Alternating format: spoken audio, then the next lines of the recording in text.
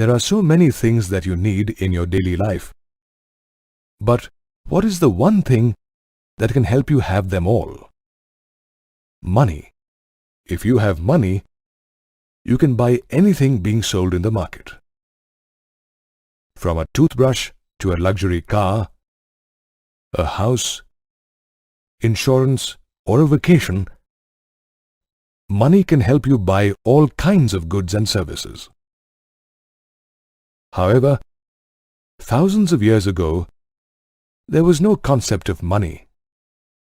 Then, how did people buy and sell goods? In those times, people simply exchanged one commodity for another, depending on their requirement. This was called the barter system. However, exchanging goods in the barter system was not so simple. Let us take the example of this fishmonger who wants to exchange fish for some rice. The man who has rice wants to exchange it only with a pair of shoes. And the man who has a pair of shoes to exchange wants a new hammer in return for it. Thus, we see that although every person has something to offer, they cannot exchange things as their requirements do not match. An exchange is possible only if every person has exactly what the other person wants in return. Such a situation is called double coincidence of wants. Let us see how the situation changes if money is introduced. When money is introduced, a person can sell his goods to anyone in return for money and use that money to buy what they want from anyone who is selling it. Thus, money eliminates the need for double coincidence of wants. Also, since money enables the exchange process, it is also called a medium of exchange. Money did not always look as we see it today. Here are some early forms of money. These were all things of daily use that had some value of their own. Here is the modern form of money as currency notes and coins. Modern currency uses paper notes and coins made of relatively inexpensive metals. Thus, modern currency has no value of its own. Modern currency has a value only because it is authorized by the government of a country. Did you know the current series of currency notes in India, called the Mahatma Gandhi series, was started in 1996. Each currency note has its amount written on it in 17 Indian languages. In India, the Reserve Bank of India is the only legal authority that can issue currency notes and coins on behalf of the central government. The rupee is India's currency, and nobody can refuse to accept a payment made in rupees in India. Meet Arjun. He is employed in a company. Today is the first of the month and Arjun has received his salary. Arjun only needs a part of his salary right now and he's worried about the safety of his extra cash. So, Arjun is going to deposit his extra cash in the bank. Arjun has a bank account with ABX Bank. Thus, he can deposit his money there. The bank accepts the money and adds it to the deposit in Arjun's bank account. The bank not only keeps Arjun's money safe as a deposit, but also pays interest on the deposited amount. Whenever Arjun needs money, he can withdraw it from his bank deposit on demand. Thus, bank deposits are also called demand deposits. Arjun is in the market and he wants to buy a new TV, but he is not carrying enough cash with him. No problem. The shop allows him to pay without cash. he can make the payment by check. A check is a written instruction to a bank by an account holder to pay a specific sum to a specific person from his deposit. A check has all the information about the person to whom the payment is to be made, the amount,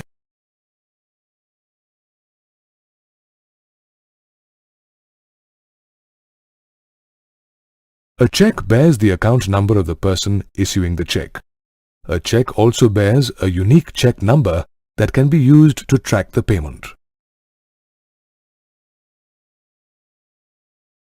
In today's economy, a check also represents money, just like cash, and can be used to make payments directly from a bank deposit.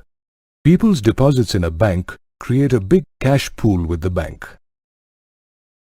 As per the directives of the Reserve Bank of India, banks hold about 15% of their deposits as cash to arrange for daily withdrawals by depositors.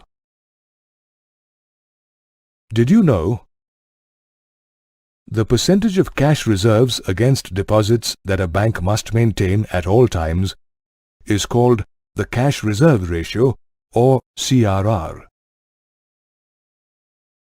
This ratio keeps changing from time to time depending on the prevailing economic conditions. A major portion of the remaining deposits is used by banks to give loans to people for different requirements. Why do banks give loans? The depositors of a bank are allowed to withdraw their deposits on demand and are paid interest on these deposits.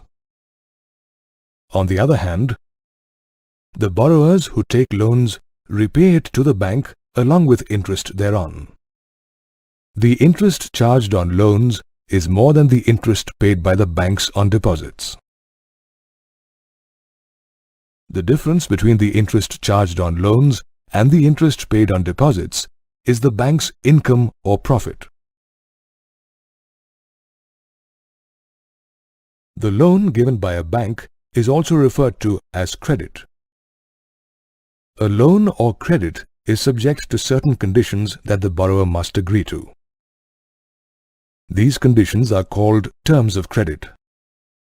The borrower has to pay interest to the lender at a specified rate on the amount taken on credit. A lender often asks for a security against a loan to recover the money in case the borrower fails to repay it. This security is called collateral. The assets that are commonly accepted as collateral against loans are land or property, vehicles, livestock, standing crops, and bank deposits. The lender reserves the right to sell the collateral in case of non-repayment to recover the loan amount. A borrower often needs to submit certain documents like proofs of identity, residence, employment, and income as specified by the lender to avail a loan. A loan is usually given for a specific duration of time and needs to be completely repaid by a specified date. The borrower repays the loan in cash, by check, or by card in installments, or as a one-time repayment as specified in the mode of repayment.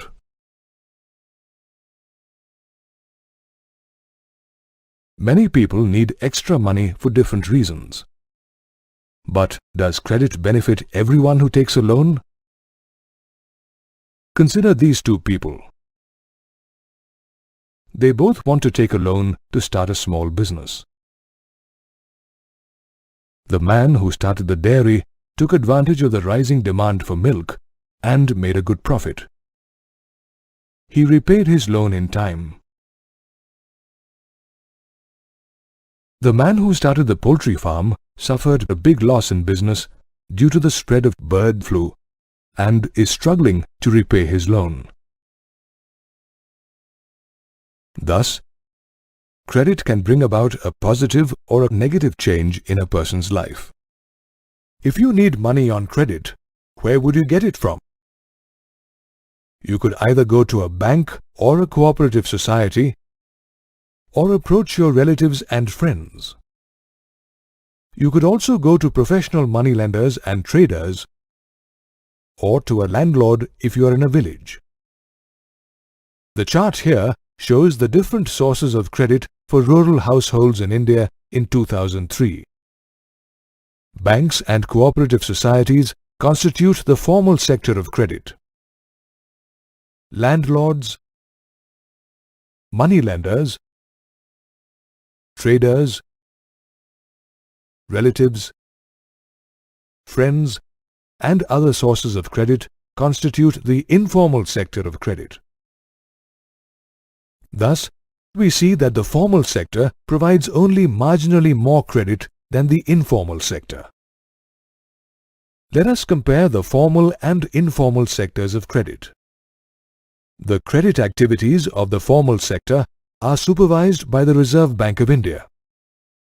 In comparison, there is no supervisory body for the informal sector of credit. The Reserve Bank of India ensures that banks give loans to rich traders and businessmen, as well as farmers, students, and small entrepreneurs. However, the credit activities of the informal sector are only driven by profit.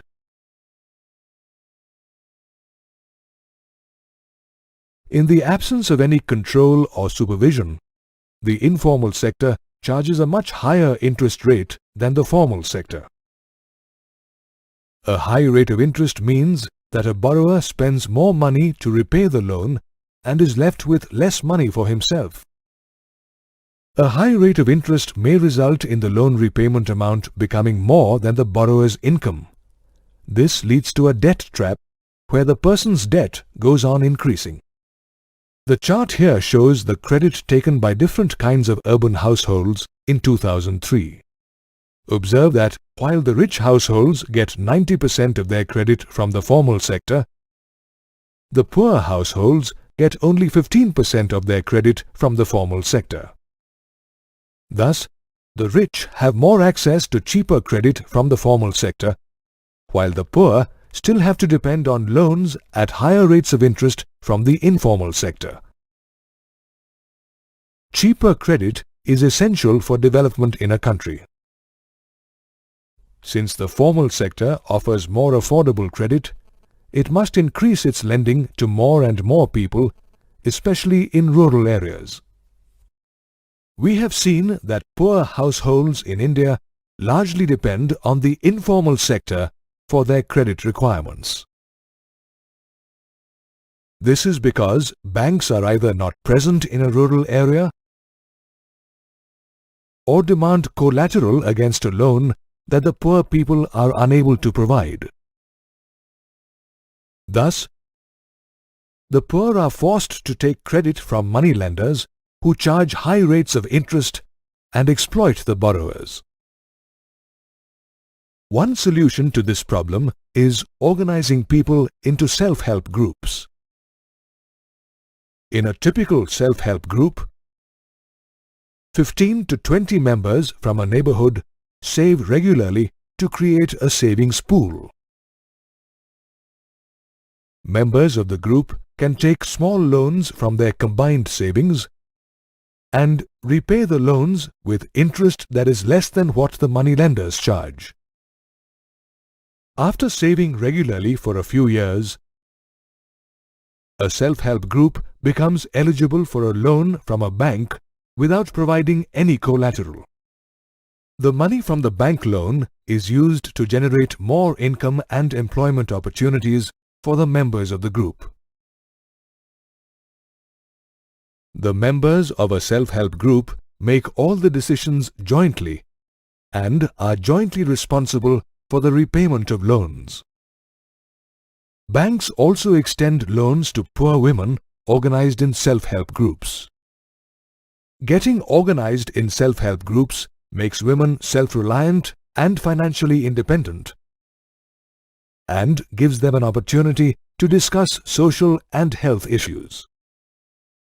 Thus, self-help groups allow poor people access to affordable, easy credit and prevent their exploitation by the informal credit sector. The Grameen Bank of Bangladesh is a brilliant example of meeting the credit needs of the poor at affordable rates. The Grameen Bank was founded in 1970 as a small personal project by Professor Muhammad Yunus. The bank now has 6 million borrowers, a majority of them women, in 40,000 villages.